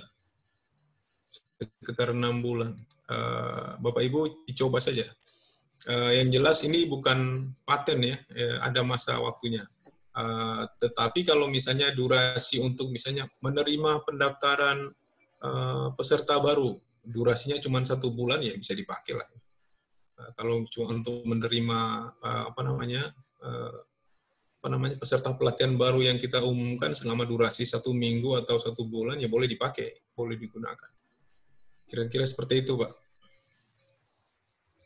Silakan, Pak. Ada lagi mungkin? Ya. Para peserta yang saya hormati, mungkin ada yang mau bertanya langsung dengan Bapak Ode? Saya bisa bacakan, Pak. Ada yang beberapa teks di pesan. Boleh? Oke, iya, boleh, Pak. Apakah dalam kelas digital dimungkinkan kita menggunakan QR code untuk pretest dan post-test? Sangat memungkinkan, Bapak Ibu. Jadi kalau misalnya ada tes soal, kita tidak lagi bisa misalnya kunjungi website saya untuk mengerjakan soal A, B, C, D. Tidak perlu. Kita bikin QR code-nya, kemudian tampilkan link-nya seperti tadi, menuju halaman soal, kemudian mereka mengerjakannya. Jadi kirim aja QR code-nya ke mereka. Misalnya kerjakan halaman ini, alamatnya ini. Mereka sudah tahu otomatis lah, generasi digital sudah tahu bagaimana cara merujuk ke sana. Benar juga cara membuat QR code itu atau barcode itu bisa juga ya di Corel ya, teman-teman yang bergerak di industri grafis ya sangat mudah di Corel Draw. Kita tidak membahas Corel Draw sama aplikasi yang lain. Saya ini karena ingin menyederhanakan saja teman-teman di sini yang rata-rata mungkin baru mulai atau menyamakan persepsi. Teman-teman yang sudah kelas advance ya kasih kesempatan dong ke teman-teman yang baru ada di sini bisa bisa menyesuaikan lebih awal begitu ya. Oke. Apakah QR code bisa dimodifikasi dengan lambang atau logo? Tadi saya sudah mempraktikannya, Pak. Jadi di di aplikasi yang tadi saya rekomendasi itu bisa dimodifikasi. Ini tampil, Pak, ya. Ini tampil ya. Jadi kita bisa memodifikasi dengan warna, dengan logo, ya. Kita bisa memodifikasi dengan logo, warna, dan bisa kita masukkan logo lembaga ini, seperti ini. tetapi tidak ini ya, dia temporer, tidak jangka panjang. Ada masa berlakunya begitu. Makanya saya itu yang ingin saya sampaikan Pak Tri. Ya, Pak Ode. Ya, ini ada pertanyaan lagi Pak. Apakah ini bertahan atau 100% bisa dibaca? Jawabannya bisa dibaca, dan bahkan untuk scanner kode itu tidak harus QR code. Ada banyak aplikasi ya. Aplikasi pembaca kode QR code itu sangat banyak sekali beredar yang terutama itu yang platformnya adalah Android, yang di smartphone. Jadi bahkan ada kita di gradasi itu ada kelas advance tersendiri bagaimana caranya membuat sistem dari awal ya, mereka datang pendaftaran, kemudian ada absensi pakai QR code, kemudian dia harus menginput dan memilih pemateri dan lain sebagainya. Kita siapkan beberapa pelatihan itu, jadi tidak di kelas yang besar, karena kalau kelas yang ini kan kita tidak tahu latar belakang dan segala macam pengetahuan, tingkat pengetahuan, jadi memang harus kita pilah-pilah atau klaster begitu. Ini kan sebagian besar nih bapak-bapak senior, teman yang sudah lebih jauh. Kita hanya beberapa menyesuaikan, terutama di ibu-ibu ini yang harus menyesuaikan diri begitu kira-kira. Oke. Ini dari LKP Dikta Komputer, Pak Ode. Ya. Dalam QR code, biar ada logo lembaga kita, apakah bisa?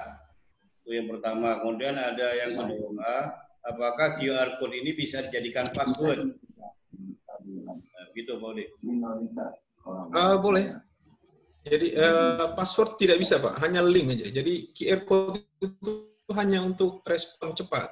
Jadi quick respon. Jadi respon cepat untuk pintasan tertentu. Misalnya untuk membuka password ya mungkin tidak bisa. Tapi untuk mengirim password dengan kata kunci tertentu ya mungkin bisa. Karena itu kan mewakili teks. Bisa. Tadi saya sudah contohkan gimana caranya menaruh logo ya di tengah logo LP, misalnya pakai pakai kode branding LKP di tengahnya, kemudian bisa di-generate, kemudian masuk di ini. Saya tampilkan lagi Bapak Ibu, ini tempat menaruh logo kita ini. Minta izin saya upload contoh logo lah, jangan sampai Bapak Ibu kira nanti ini sudah otomatis di sini. Saya ambil beberapa logo yang pribadi ya, minta izin teman-teman. Misalnya kita ingin ambil yang seperti ini, dan kita taruh di di tengah ini ya, dan kita generate. Oke, ini seperti ini karena tadi saya sudah logo. Bisa dilihat perubahannya ya. Kenapa warna? Karena saya sudah set color di sini, warnanya biru. Itu. Dan ini kita bisa download dan menjadi QR code warna-warni, dan tengahnya ada logo kita. Itu bisa dilihat ya, bisa dilihat perubahannya. Oke, seperti itu.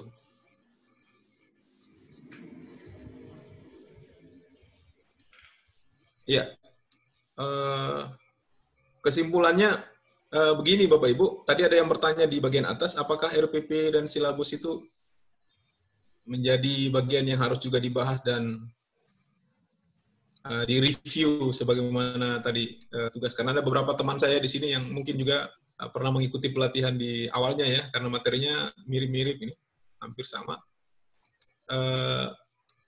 Ini menjadi tugas tagihan mandiri Bapak Ibu.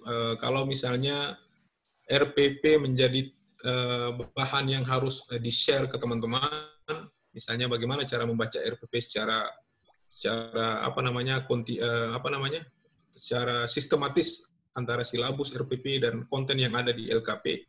Silakan di-share ke grup ini nanti, sehingga menjadi pembelajaran juga kepada teman-teman. Kita kan berbagi ya, tidak eksklusif gitu. Tidak sendiri yang misalnya beberapa lembaga-lembaga kan merasa, wah stop ini menjadi sesuatu yang rahasia. Tidak juga, karena tadi ya saya sudah bagi kepada Bapak Ibu, kuncinya tidak lari dari standar proses itu sebenarnya. Meskipun benar Bapak Ibu ada beberapa yang tidak pernah mau berubah dari industri cetak ke digital dengan selalu menyiapkan. Kita siapkan ini kan siapkan untuk masa depan. Mungkin sekarang belum. Tetapi sudah harus memikirkan bahwa satu saat dokumen-dokumen itu harus terdigitalisasi. Nah, dokumen-dokumen penting di LKP itu sudah harus kita migrasikan ke digital. RPP cetak segala macam bentuk dokumen sudah harus masuk ke upload ke drive online sehingga terselamatkan begitu. Itu yang sudah mulai harus dipahami. Tidak saja menganggap bahwa itu harus dicek. Kalau terlihat bertumpuk-tumpuk berarti dokumennya banyak sekali. Tidak seperti itu juga. Itu yang ingin saya bagi ke teman-teman atau Bapak Ibu hari ini. Silakan Pak.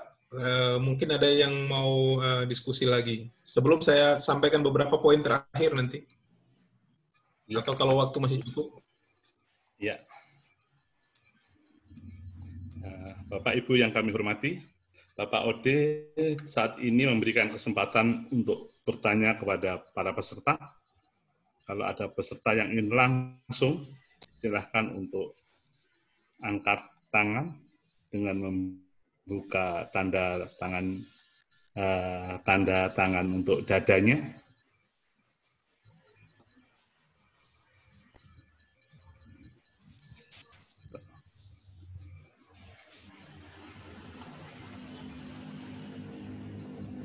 Ya, halo. Kalau tidak ada, kita jawab saja Pak di chat. Ada. Ini Ibu Farida nih Pak. Ibu Farida. Ibu Farida, AP Aida Salon. Silakan. Ya Pak. Ya, Bu Farida. Assalamualaikum. Waalaikumsalam. Terima kasih atas waktunya. Kami di LKP memang belum pernah memakai barcode ini. Bagaimana cara penerapannya kalau di LKP Tata Rias Pengantin, Pak? Terima kasih. Assalamualaikum warahmatullahi wabarakatuh. Ya, terima kasih Ibu Farida. Boleh saya jawab Pak langsung ya? Iya Pak, silakan Pak. Iya, jadi yang QR Code tadi itu adalah sebenarnya respon cepat. Jadi beberapa industri kita sekarang kan serba instan nih. Industri kita kan mengarah kepada semua instan, makanya itu namanya mie instan itu kan. Jadi respon lebih cepat itu lebih bagus. Sehingga kenapa ada alternatif lain saat ini yaitu QR Code. Itu memudahkan mobilitas orang atau akses orang terhadap sebuah informasi. Makanya tidak salah loh, tidak salah kalau tidak pakai juga, tetapi tentu beberapa industri atau pegiat digital menganggap ini penting karena bagian dari pelayanan publik ya tentunya. Bagaimana melayani dengan cepat, memudahkan orang tanpa harus menghafal, dengan menyeken QR code, bukan barcode Bu ya, namanya itu QR code, bisa merespon dengan cepat informasi yang ada. Misalnya LKP Ibu ada di bidang jasa tertentu, ingin menampilkan informasi ini di beberapa pajangan iklan atau brosur dan lain sebagainya. Boleh ditampilkan, apa tidak? Bahkan pilihan-pilihan jurusan di dalamnya, bahkan materi, sepertinya Ibu guru atau guru ya? Kalau guru, instruktur ya?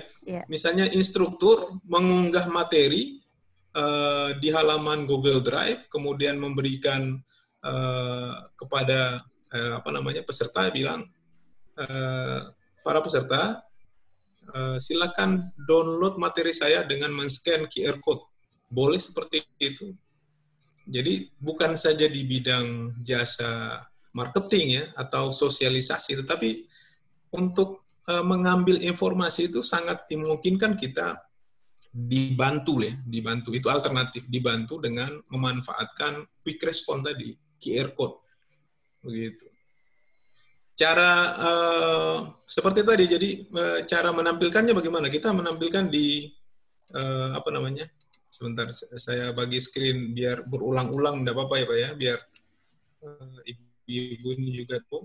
Ini di bidang ini kita masukkan alamat link untuk download, kita tetap pakai URL ya di sini. Ada yang bertanya tadi apakah itu keamanan datanya bagaimana? Ya, ini tidak ada keamanan data apa-apa di QR ini hanya sebuah pintasan informasi, jadi tidak akan khawatir membongkar sebuah layanan informasi apapun. Pak, saya mau tanya Haji Samsul Rizal. Oke, silakan. Kita diskusi saja Bapak Ibu ya. Kalau ada yang kurang Samsul Rizal. Ya, kalau ada yang kurang mungkin beberapa teman mungkin bisa menambahi. Silakan Pak Haji. Pak Haji Samsul Rizal. Ya, silakan.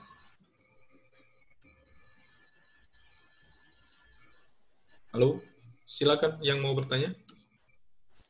Mohon di-unmute dulu. Oke. Iya.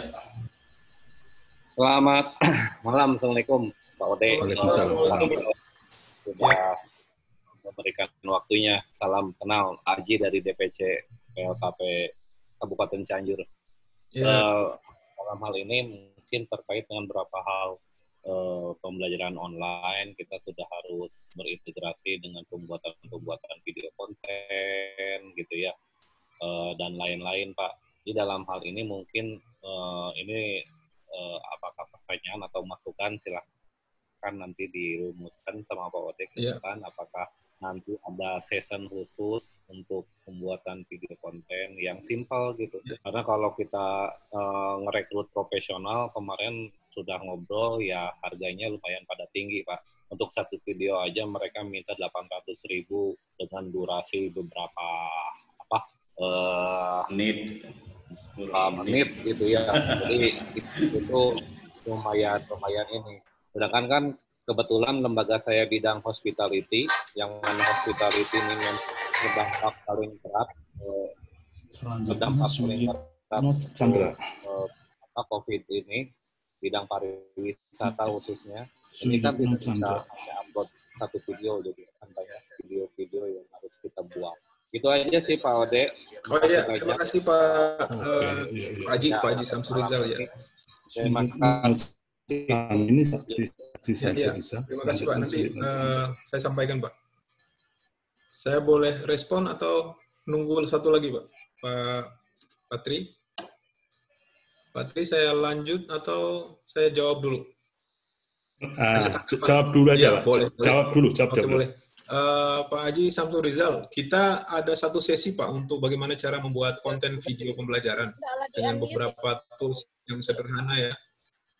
Jadi tapi di saat awal ini kita dudukkan dulu permasalahan administrasinya, admin satu kliknya, sehingga nanti masuk ke dalam kontennya apa yang harus disiapkan dan bagaimana praktiknya itu kita sudah siap, termasuk misalnya bagaimana mendownload pembelajaran. Masuk kita harus menguasai QR code itu. Tidak perlu misalnya alamatnya ini di video pembelajaran ini, tidak perlu. Bahkan kita hanya mengirim quick response aja. Itu yang nanti kita siapkan. Jadi pintasan-pintasan ini yang nanti bisa melengkapi kita ketika sudah menyiapkan konten ya, termasuk video pembelajaran, termasuk modul online dan lain sebagainya. Itu Pak.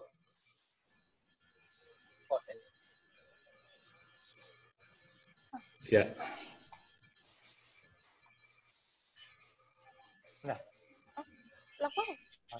Halo. Assalamualaikum Pak. Ya. Waalaikumsalam. Ayo Pak. Saya Swirno nih Pak dari Tanjung Pandan Belitung Babel. Iya, iya. Saya mau nanya nih Pak Ode. Iya, silakan Pak. Ini kan kita kan sudah bikin misalnya QR code ini ya. Iya. Kemudian kan calon pendaftar itu kan ingin mendaftar misalnya melewati QR code itu. Apakah kita ada khusus aplikasi untuk menyeken QR code yang kita share ini, Pak? Oh ya. Gitu, Pak. Iya. Terima kasih ya. Apa boleh kita izinkan untuk praktik mendemokan, Pak? Boleh, Pak, boleh. Atau ke saya ya? Iya. Ini juga mungkin bermanfaat karena saya berpikir itu teman-teman yang di kelas ini adalah kelas itu. Jadi ketika saya misalnya menyampaikan Google Form, mungkin otomatis sudah tahu. Jadi saya minta maaf kepada yang sudah mahir, tapi saya bagi saja informasinya biar yang lain juga paham begitu ya. Minta izin ya. Karena betul-betul memang tidak semua paham, apalagi teman-teman di daerah ini. Kalau yang teman-teman di perkotaan mungkin sudah sangat paham ini. Saya bagi beberapa informasi penting, misalnya bagaimana kita membuat sebuah QR code. Bapak Ibu boleh melihat di emailnya di layar ya, atau boleh mengikuti sekilas. Atau boleh mengikuti, kita buat itu sebuah formulir, tidak butuh aplikasi apa-apa, Pak. Ini adalah fasilitas dari email, Google, ya. Kita bisa manfaatkan untuk pembuatan formulir. Ini formulir ini apa? Formulir pendaftaran atau rekrutmen peserta, dan ini saya contohkan saja. Saya contohkan. Kita harus masuk, mudah-mudahan tidak mengganggu ya slide saya nih. Saya pindah dulu. Untuk menandakan kita sudah masuk di email form seperti ini, Bapak Ibu lihat, klik, pasti sudah pernah melihat ya seperti ini. Ini hanya muncul kalau kita menggunakan laptop Bapak Ibu, atau versi browser. Browser itu apa maksudnya? Yang tampilannya seperti ini. Kalau di Android atau Bapak Ibu coba pakai HP, Android Drive ini harus diinstal tersendiri. Begitu. Jadi caranya apa? Caranya membuka di Drive. Nah, di Drive ini adalah sebuah penyimpanan, fasilitas penyimpanan online yang disediakan Google untuk menyimpan berkas. Dan fasilitasnya ini ruangnya cukup besar ya, sekitar 15 GB ini. Ini sebelah kiri ada tulis 15 GB. Cara membuat formulir pendaftarannya bagaimana?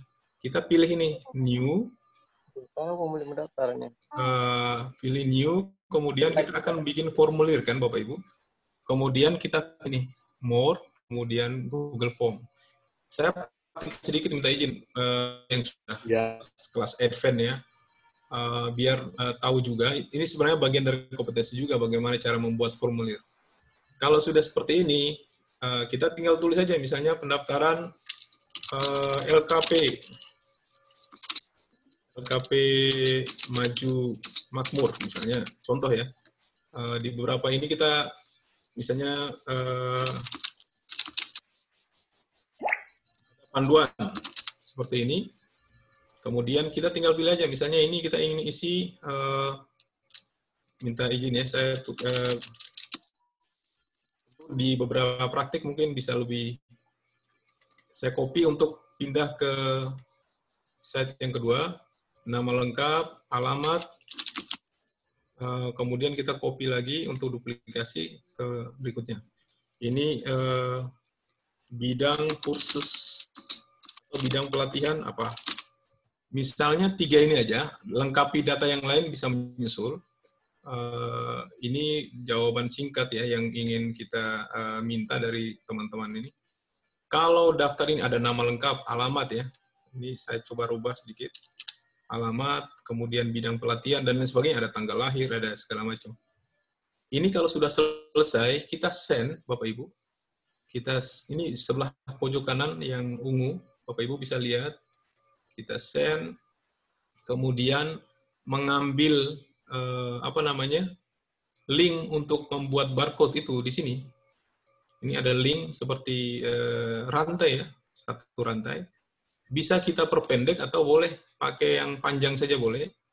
Kita perpendek, shorten, kemudian mengcopy ini, mengkopinya, kemudian pindah ke QR Monkey tadi.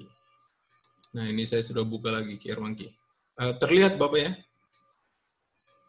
Halo? Ya, ya. Linknya terlihat Pak ya? Terlihat Pak. Terlihat ya, oke. Saya butuh respon, khawatir tidak terbuka begitu. Jadi, disinilah URL itu. URL, pendaftaran tadi. Nah, untuk membuktikannya, Bapak Ibu coba yang masih menggunakan QR, ini saya munculkan di sini kode tadi dari form Google tadi, dari Google Form ini saya copy. Oke, Google Form ini kalau sudah dibuat dia tersimpan otomatis Bapak Ibu, tidak perlu disimpan lagi. Kita pindahkan ke QR ini, kemudian saya buatkan ya. Oke, saya buatkan seperti ini. Oke, kemudian Bapak Ibu coba mengetesnya, apakah masuk di laman promosi Bapak Ibu. Coba saya download ya biar lebih jelas. Ketika di-download seperti ini. Silakan Bapak Ibu yang mencoba apakah benar masuk dalam form yang saya buat tadi. Sehingga akan juga berlaku sama kepada teman-teman atau orang-orang yang akan mendaftar ke kita begitu. Ya, kira-kira seperti itu. Ini linknya, kemudian pintasannya. Jadi orang tidak menghafal ini, Pak. Ini kalau dihafal ini agak susah. Dihafal seperti ini. Jadi bagaimana cara menyingkatnya? Kita biasanya juga benar ada teman-teman tadi yang bilang menggunakan pintasan memperpendek link dengan bit.ly ya. Tetapi oke lah, nanti sambil berjalan mungkin saya akan kirim modul yang saya presentasikan. Tapi ini pintasan bagian dari praktek kita hari ini untuk menyingkat konten atau menyingkat pesan yang nanti melahirkan QR code gitu. Saya ulang lagi. Ini dia, misalnya ini. Panelnya agak lambat ya. Agak lambat. Nah ini, Bapak Ibu coba menyekan yang ini. Silakan di-scan apakah benar masuk di di HP Bapak Ibu untuk mengisi sebuah form yang isinya hanya 3 tadi. Nama, kemudian apa tadi? Ada 3 itu. Nama, alamat dan bidang kursus ya. Bidang kursus. Ya, coba di-scan supaya membuktikan bahwa benar ini ternyata masuk. Orang tinggal datang ingin mengambil barcode ini. Silakan Bapak Ibu sambil ada yang bisa menyekan dan memberitahu di pesan bahwa sukses atau tidak. Selain itu kita mungkin lanjutkan ke pertanyaan berikutnya. Oke. Sambil jalan Pak, ini mungkin ada juga yang mau menyekan sambil menyekan. Pak Odi. Ya. Sedikit tadi dari Google Form tadi menampilkan URL-nya itu bagaimana Pak Odi? Bisa diulang sedikit? Dia otomatis Pak ini. Sorry. Saya pindahkan Pak ini karena ada layar kita di sini. Terlihat Pak ya. Kalau dari Google Form ini kan 3 nih. Ya, setelah send. Oke, send-nya ini otomatis Pak muncul. Awalnya muncul ini email, maksudnya sebenarnya kita bisa mengirim ke email, tapi pilihannya kita bisa sambungkan link Pak. Oh iya. Link. Karena panjang difasilitasi juga oleh Google biar perpendek. Klik ini dia pendek Pak. Ya. Nah, kalau yang ini untuk embed ya, teman-teman yang di blogger ya, ini disematkan di laman blog website untuk promo biar dia juga terlihat di sana sebagai satu formulir yang online yang embed HTML ya, hypertext cuci. Kira-kira itu Bapak Ibu ya. Jadi tidak perlu ya, formulir ini ketika ditutup apa tersimpan, dia tersimpan otomatis. Ya. Nah, bagaimana cara melihat hasilnya Bapak Ibu? Saya izin Pak ya, saya lanjut sedikit karena ada 4 orang yang merespon ini, sudah mengisi. Ternyata ini kita lihat ada 4 orang yang sudah mendaftar. Kita lihat hasilnya yang direspon Pak. Nah, Pak Susanto, Pak Hidayat. Semudah ini otomatisnya berjalan gitu. Dari LP3I Sukabumi, Kota Magelang, dari Pak Santo Magelang, Jakarta. Nah, ini benar. Jadi kita bisa melihat hanya memunculkan barcode, ternyata dia autorespon begitu. Untuk mendownload secara utuh kita butuh ini juga ya, tampilkan secara sheet, secara spreadsheet-nya Excel. Kita bisa menulis di sini misalnya respon formulir atau pendaftaran.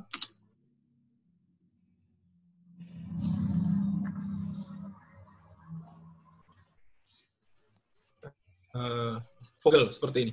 Bapak Ibu lihat tampil tidak? Excel. Tampil ya yang Excel. Pak Tri? Iya, betul Pak. Excel tampil ya. Nah, ini. Iya. Ini sehingga kita tidak lagi mencatat, membuat sebuah administrasi yang bertumpuk-tumpuk karena dia langsung jadi membagi dan memilah beberapa informasi ini. Jadi kita tinggal lihat saja di sini. Begitu. Ini sebenarnya sudah terbiasa di teman-teman yang ini sudah masuk lagi dari Pati ya yang mendaftar misalnya. Kemudian Rebecca dari Cirebon. Seperti ini interaksinya. Jadi kita tinggal menanti saja siapa yang mendaftar, kita tunggu saja, tidak perlu memantau juga seperti ini. Kita tutup file dan dibuat nonton TV ya juga mereka responnya otomatis. Kira-kira seperti itu Pak pandangannya. Terima kasih Pak. Oke, mungkin ada yang ingin menambahkan. Sebelum ada slide 2, Pak, izinkan saya mungkin nyampaikan terakhir sebelum ke pertanyaan. Ada pertanyaan, Pak Odi. Yang iya, ini penting, Pak. Iya, betul. Di chat ya, betul. Ada pertanyaan, izin bertanya Pak Odi, bagaimana cara menggunakan Google Form agar bisa dipakai sebagai kasir pendaftaran online, langsung integrasi ke transfer otomatis. Ini pertanyaan dari Arfian Lugas, Ida Senior ini. Wah, ini Bapak yang ini tahu lah ini. Ini ada kode, ya programmernya lah. Ya, kita ya tahu. Begini Pak, ini tadi saya jawab dulu yang lebih ringan ini, biar yang lain nangkap Pak. Kalau ada pertanyaan tadi Pak, bagaimana cara mereka mendaftar? Ada respon bahwa harus melampirkan bukti pembayaran misalnya. Kan kita juga di sini ada satu form yang mengizinkan kita di pilihan ini mengupload Pak. Bapak yang lain juga lihat ya, ini ada satu pilihan kita bisa mengupload file bukti apapun, dokumen, foto, transfer, dan kita bisa membuat sebagai sebuah pilihan. Jadi bukti transfer, bukti misalnya ini saya sudah mendaftar, saya harus foto sebagai tanda bukti.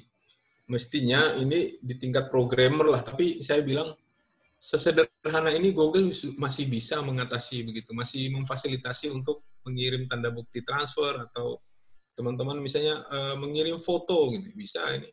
Karena di sini ada fasilitas upload foto ya, meskipun tidak besar, di sini kita bisa menghemat misalnya untuk 100 megabit ya, atau kalau 1 giga juga mungkin terlalu besar ya. Karena ini kapasitasnya 15 giga, kalau satu ya berarti cuma 15 orang gitu. Ya, atau 1 megabit. Yang kecil-kecil bisa dipilih di sini. Itu Pak. Jadi nanti respon juga nanti kelihatan kalau dia mengirim responnya misalnya berupa foto atau bukti, dia akan kelihatan, akan dihubungkan link kepada foto atau tanda bukti pembayaran. Seperti itu Pak. Tadi kalau pertanyaan bagaimana cara menghubungkan antara dengan program, cara yang paling mudah bagi kita adalah menampilkan embed tadi Pak. Menampilkan ini tadi. Ini Pak. Teman-teman yang di Blogger ya, yang di program, dan kalau di kasir tentu harus masuk di beberapa settingan programnya Pak. Tapi kalau untuk menampilkan di laman website, boleh menggunakan ini, mengcopy embed HTML-nya sebagai short link lampiran ya. Mungkin Japri Pak, biar kita diskusi, teman-teman yang lain juga tidak memahami terlalu dalam seperti ini begitu. Oke, yang agak standar saja begitu. Oke, ini teman-teman yang sudah merespon ya.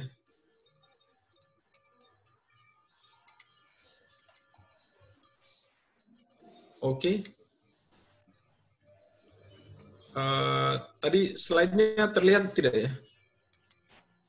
Enggak. Coba saya share lagi. Ya, Saya share oke. lagi, saya share lagi. Baru Ini terlihat. beberapa respon ya. Google Form kelihatan Pak ya? Masih. Google Form. Ya, belum mulai, Pak. Kelihatan, Pak. Kelihatan? Sudah. Oke, karena ya saya minta maaf karena kalau kita berganti di satu dari Zoom ke PowerPoint ke Excel itu harus membuka share screen baru. Jadi saya harus terbiasa menggunakan slide ini. Ini yang tadi ditanyakan Pak, siapa tadi yang bagaimana cara menghubungkan dengan aplikasi lain, misalnya programmer. Terlalu dalam Pak kalau programmer. Kita yang mudah-mudah saja menghubungkannya, membuat link, dan masuk kepada pembayaran. Ini disematkan di blog, sesederhana blog aja udah bisa, apalagi website gitu kan. Sesederhana di blog aja udah bisa, maksudnya melampirkan bukti pembayaran bahwa telah melunasi apa begitu. Linknya ini disematkan ke HTML dengan bahasa HTML ya. Tapi kalau untuk menampilkan di laman barcode saja, ya boleh pakai yang ini. Linknya ini Pak. Linknya Pak Lita Sutarwo. Masih bisa pantau Pak ini, Pak Lita. Link pendek ini ditampilkan ke QR code tadi. Apa namanya? QR code. Nah ini. Masih ingat ya yang tadi ya? Oke. Kemudian di create, kemudian di download, diambil. Iya, sekitar itu Pak. Teman-teman yang kalau bisa mengikuti sebenarnya cukup print screen, tombol PRT screen di laptop itu bisa mengambil pelanan dokumentasinya biar tidak hilang juga. Oke, tekan tombol PRT, SCR di setiap presentasi bisa juga. Atau kalau misalnya mau merekam ini juga secara mandiri juga bisa. Nanti di malam berikutnya kita akan menyiapkan konten bagaimana menyimpan, merekam, mengolah sumber belajar dengan video dan beberapa tutorial yang nanti sangat memudahkan kita untuk menjelaskan produk, barang, jasa kepada teman-teman, terutama menyiapkan konten ya. Tadi kita sudah agak larut jalannya. Nah, harusnya dibahas juga, saya memberikan pilihan di saat ini. Tetapi satu hal terakhir ini Pak, izinkan saya di slide ini, saya menyampaikan bahwa untuk publikasi bukan sekedar QR code ya. Tetapi kita harus menyiapkan sebuah publikasi sederhana yang kita kenal dengan flyer ya, atau flyer itu. Saya pakai bahasa flyer atau flyer boleh. Asal jangan liar aja, Pak. Liar itu pusing bahasa Sunda. Iya. Jadi tulisannya FLY, flyer. Iya. Ini saya tulis flyer ya. Flyer. Oke. Itu caranya mudah Bapak Ibu. Bagaimana membuat branding kita, LKP kita yang LKP sederhana untuk publikasi ya. Sebenarnya tidak perlu pihak ketiga kalau kita sedikit mau aja belajar. Tidak perlu memang teman-teman yang di CAV juga tersinggung karena mengambil jasa mereka. Tapi kalau saya harus berbagi bahwa untuk membuat flyer ya kontennya banyak ya di internet, tinggal kita buka Google Search, kemudian free template, mengetik free template, banyak pilihan lah. Banyak pilihan. Flyer yang kosong-kosong ya sekarang. Sederhana menggunakan yang paling sederhana pakai PowerPoint. PowerPoint itu bisa memodifikasi flyer yang kita ambil di halaman Google. Publikasi itu penting Bapak Ibu, tidak sekedar ini saja website, kemudian yang paling sederhana flyer sederhana. Misalnya seperti ini, kemudian yang seperti ini sebenarnya sudah menjadi pakem ya, yang saya tidak bisa rubah di masing-masing LKP. Logo, kemudian branding, kemudian tagline. Kalau bisa jadi Bapak Ibu siapkan dalam video, ya boleh menjadi pakem-pakem khusus dalam LKP. Jadi yang penting ada itu ikonnya, misalnya membuat flyer dengan digital, dengan flyer flip, kartun, dan lain sebagainya. Itu sangat memungkinkan sekali. Ini kita masih menjelaskan, belum di produk jasanya ya, kita masih berbicara tentang apa yang harus disiapkan sebelum kita menyiapkan kelas digital. Jadi beberapa perangkat tool-tool ini yang kalau bahasa beberapa teman itu bilang menyiapkan sarana pendukung lah, tool pendukung. Pertanyaannya, apa harus disiapkan itu agar kita siap? Tidak juga, ini kan menjadi pilihan. Kalau Bapak Ibu cukup bisa sudah punya jaringan, tidak perlu publikasi, ya sebenarnya tidak juga. Tidak harus mengambil langkah seperti ini. Ini kita berbagi, sharing informasi tentang berbagai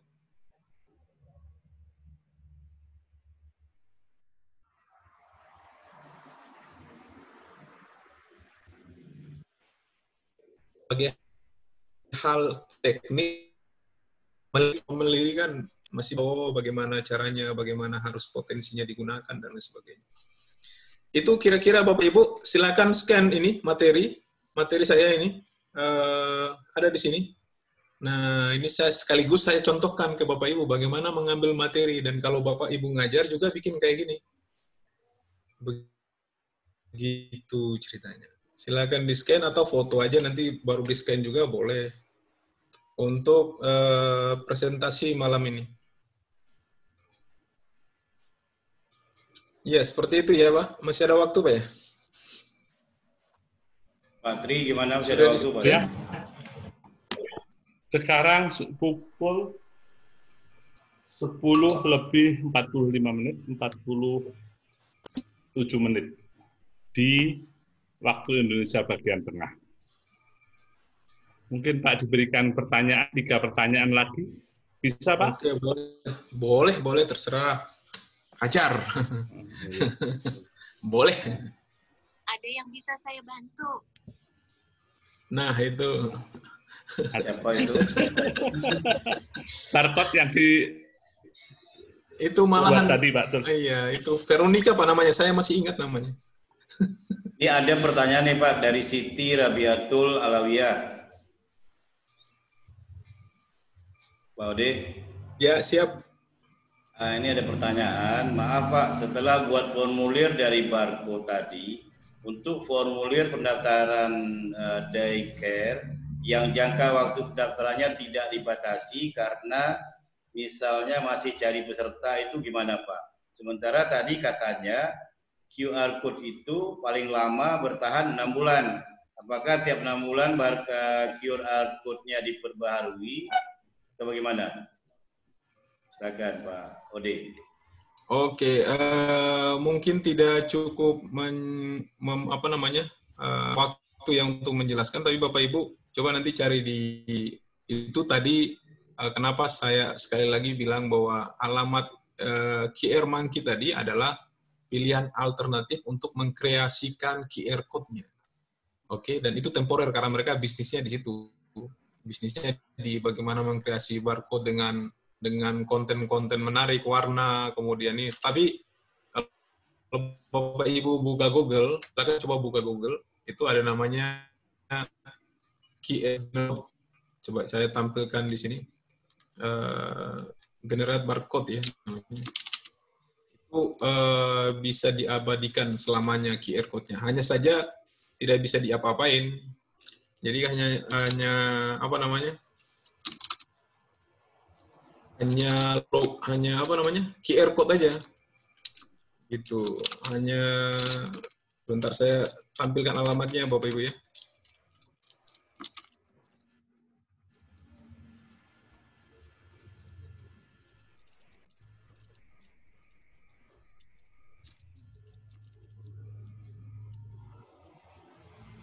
Tampilkan alamatnya, atau saya tulis alamatnya di kolom ini aja, kolom chat ya, biar semua menyimpan.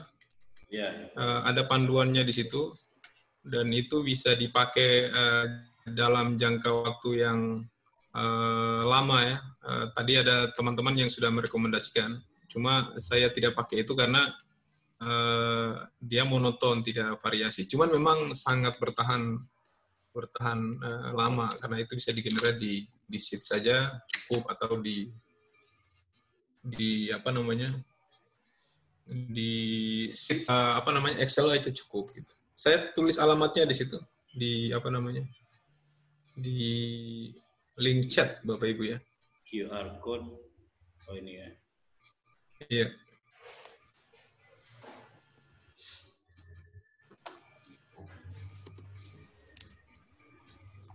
Oke. Silakan Pak, ada yang mungkin saya tertunda bacanya. Tentu mungkin Bapak Ibu, saya tidak tahu latar belakang Bapak Ibu sudah pakai atau tidak, paling tidak ini menjadi alternatif pilihan ya yang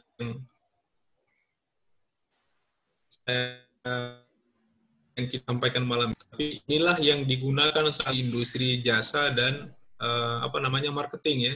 Bapak Ibu lihat bagaimana kita mentransfer data dengan share it misalnya, kan QR code juga. Kita belanja pakai alat pembayaran, saya tidak sebut namanya, itu kan alat pembayarannya pakai QR code. Kita naik ojek online pakai QR code. Kita belanja di pasar modern itu pakai QR code. Nah, kenapa di LKP kita tidak gunakan QR code? Itu maksudnya. Karena orang-orang ini kan sudah terbiasa di luar seperti itu. Jadi, kalau pertanyaannya, apakah peserta kita tahu ada QR code? Ya, industri di sekitar kita sudah menggunakan QR code. Kenapa kita tidak beralih menggunakan hal yang sama? Itu yang saya bilang. Kira-kira begitu, Pak. Pak Tri, silakan Pak Tri. Ya. Terima kasih Pak Ode. Teman-teman seperjuangan yang kami banggakan, demikian apa yang telah disampaikan Pak Ode. Sebelum kami tutup, apakah ada teman-teman yang ingin mengajukan pertanyaan sekali lagi? Iya.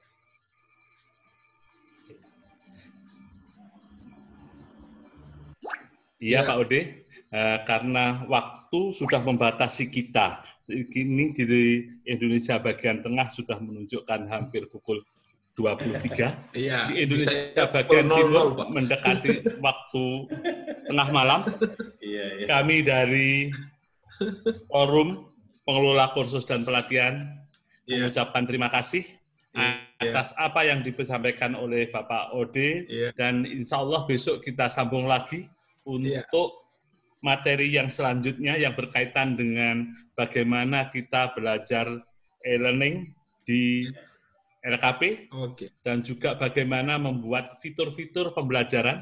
Kontennya besok malam, Bapak Ibu. Ya, itu yang akan kami tunggu selanjutnya. Mohon kepada teman-teman seperjuangan tidak bosannya untuk belajar dan selalu untuk belajar. Terima kasih semua. Semoga menjadi bahan evaluasi bagi saya juga. Mudah-mudahan bisa kita belajar sama untuk sharing materi, informasi-informasi. Terima kasih untuk semua Pak Sekjen kalau masih ada, Pak Ariel juga memantau, teman-teman lain. Terima kasih. Terima kasih. Dadah. Selamat. Wabillahi taufiq wal hidayah. Wassalamualaikum warahmatullahi wabarakatuh. Waalaikumsalam warahmatullahi wabarakatuh. Pak Sekjen masih ada monitor? Tidur kali. Oke, kita unmute semua, silakan berdiskusi. Sudah di-unmute.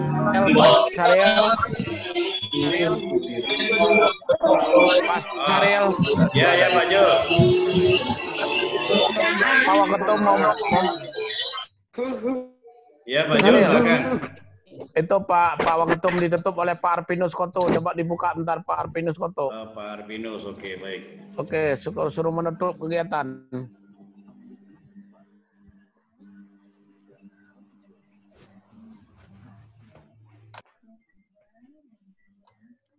Pak Arpinus.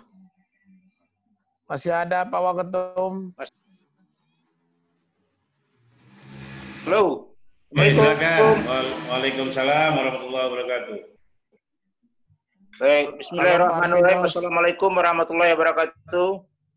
Waalaikumsalam. Yang kami hormati Pak Ode sebagai narasumber, Pak Syahrir dan Pak Tri sebagai host dan moderator. Terima kasih atas partisipasinya.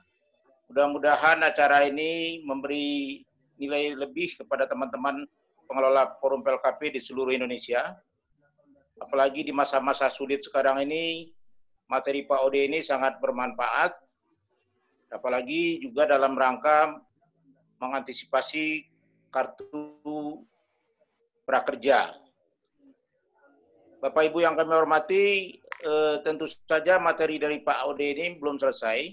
Untuk itu kami harapkan Bapak Ibu tetap mengikuti materi ini sampai selesai. Dan kami merencanakan agendanya sampai bulan Mei nanti ada pelatihan-pelatihan terus. Kami dari Forum PLKP akan selalu memberikan yang terbaik kepada para anggota, sehingga para anggota mendapatkan manfaat, mendapatkan value dengan bergabungnya dengan Forum PLKP. Mudah-mudahan apa yang kita lakukan ini bisa meningkatkan kinerja kita, bisa meningkatkan kontribusi kita kepada bangsa dan negara. Sekali lagi, terima kasih kepada Pak Ode, Pak Tri, dan Pak Syahrir.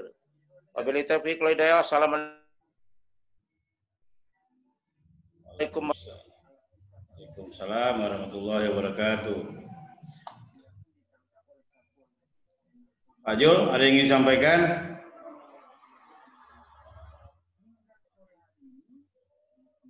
Sudah. Itu udah resmi Pak, ditutup Pak. Oke, sudah. Ya. Oke, saya juga undur diri dari room ya. Saya undur diri. Selamat malam kawan-kawan semuanya.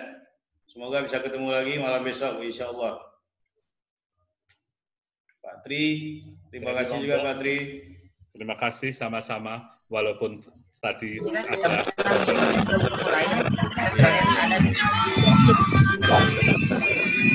mudah-mudahan nggak ada gangguan lagi malam besok.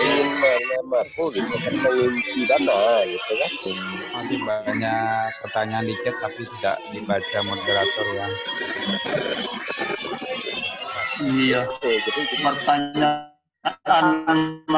tapi belum dijawab. Jangan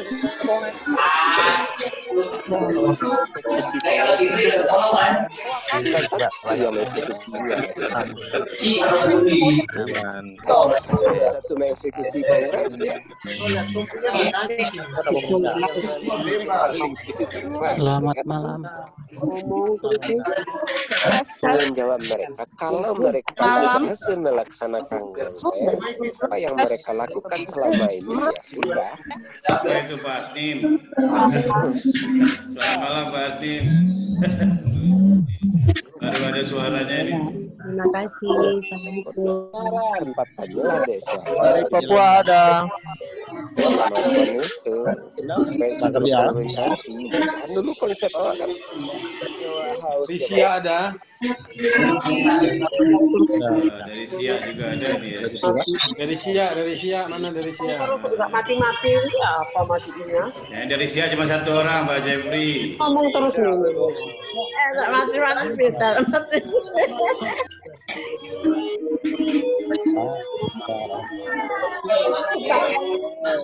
Bu Herti masih ada ya.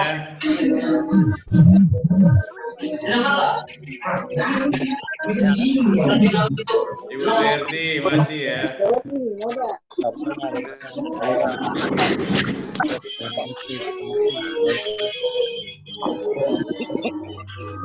Pak Imam masih kuat kan Pak Imam?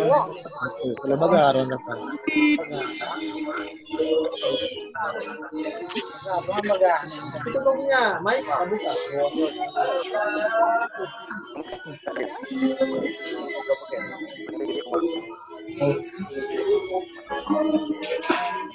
Halo, Ayan.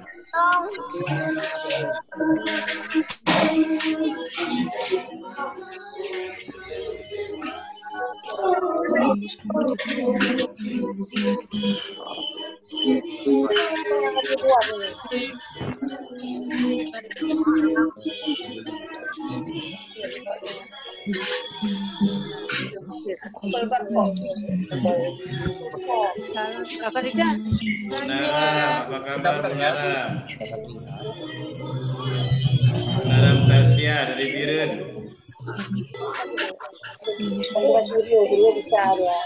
Tuh, tenaga satu, tahu ke deh. Kalau ini, tambah kerja benar. Kamu bisa respon sih.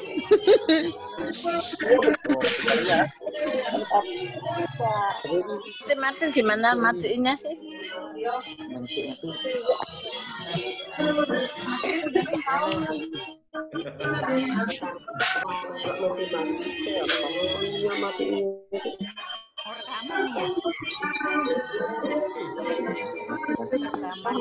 Berapa ya?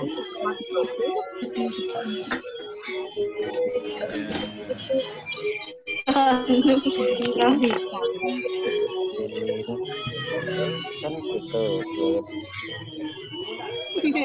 petang itu kan lo sempat sempat cerita lo sempat mata gitu kan sempat lo ngumpul gitu kan jadi panggil ditugasilah gitu untuk membuka OPT itu untuk pelaksanaan kongres. Kan kalau bisa dibentuk panitianya lain, ya. Itu berarti ini lebih kecil video. Pak, itu kan lama-lama masa bulan kan? Bos, kenapa recording masih jalan terus? 14 sobo, gitu kan?